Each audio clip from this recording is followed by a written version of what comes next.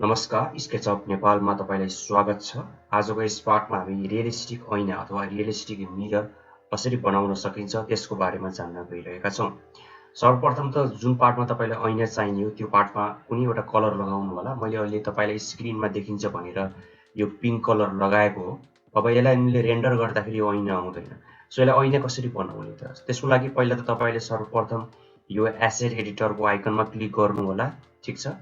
यो asset एडिटरको आइकनमा click गरिसकेपछि before bucket alt की दाबेर यसलाई क्लिक गर्नु होला, जसले गर्दा तपाईको यहाँ मटेरियल हाइलाइट हुन्छ।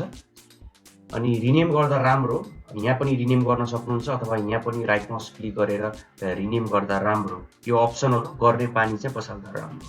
यो एरोमा क्लिक गर्नु होला, जसले गर्दा यो मटेरियलको मेन्युहरु एक्सपान्ड हुन्छ। बाइ डिफल्ट भिरे मटेरियल छ, तपाईले केही गर्नु पर्दैन। रिफ्लेक्सनमा गएर यसलाई राइट साइडतिर स्विट लगिदिनुस्, यसलाई पनि राइट साइडतिर स्विट लगिदिनुस्। मेन भनेको तपाईको रिफ्लेक्सन आईओआर छ जुन 1.33 होला, यसलाई तपाईले चेन्ज गरेर 99 राख्दिनुस्। त्यसपछि यो जुन कलर छ यसलाई अलिकति डार्क बनाइदिनु होला। यो भिरे कलर पिकर फुल छ, यो कलरमा क्लिक गरे पनि तपाईले जस्ट यो डार्क कलरतिर राख्दा हुन्छ। एक्ज्याक्टली ब्ल्याक पनि हैन, जस्ट एक्ज्याक्टली ब्ल्याक राख्दा पनि फरक त पर्दैन, जस्ट यो डार्क कलर भएको राम्रो। सो के स्टेप अपनाउनु पर्ने रहेछ त ऐना बनाउँदाखेरि? सर्वप्रथम डिफ्युज को कलर कालो गर्दा राम्रो। रिफ्लेक्सन कलर को जुन स्लाइडर छ पुरै राइट साइडतिर, रिफ्लेक्सन ग्लोसिनेस को स्लाइडर छ त्यो पनि राइट साइडतिर, र मेन भनेको रिफ्लेक्सन आईओआर यो चाहिँ 99 जति राख्दिनुस्। तपाईले रेन्डर गर्नुहुन्छ भने यो ऐना भएर आउँछ। ओके, अब म चाहिँ रेन्डर गर्नलाई के गर्छु?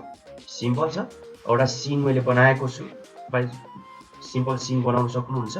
त्यसपछि एसेट एडिटरमा क्लिक गर्नु होला, सेटिङ अलिकति मिडियम साइज दिँदा राम्रो।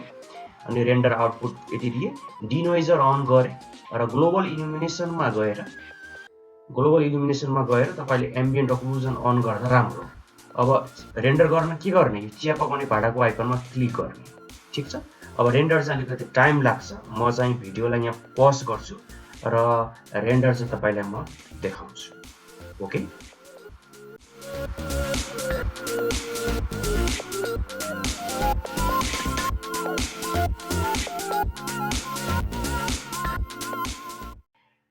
देख्न सक्नुहुन्छ यो चाहिँ हाम्रो रेन्डर भयो मिडियम क्वालिटीको। तपाई यहाँ देख्न सक्नुहुन्छ यो हाम्रो ऐना भएर आयो। यो टिभी को रिफ्लेक्सन तपाई यहाँ देख्न सक्नुहुन्छ, यो बोर्डहरुको रिफ्लेक्सन तपाई यहाँ देख्न सक्नुहुन्छ, यो एसी को रिफ्लेक्सन तपाई यहाँ देख्न सक्नुहुन्छ। सो यसरी चाहिँ हामीले ऐना बनाउने हो र मलाई विश्वास छ यो ट्युटोरियल हेरिसकेपछि तपाईलाई अब भिरेमा ऐना बनाउन आउँछ। र आफ्नो अमूल्य समय दिएर यहाँसम्म ट्युटोरियल हेर्नको लागि धेरै धेरै धन्यवाद। र च्यानलको ग्रोथको लागि please like, share and subscribe अवश्य गर्नु होला। Thank you very much.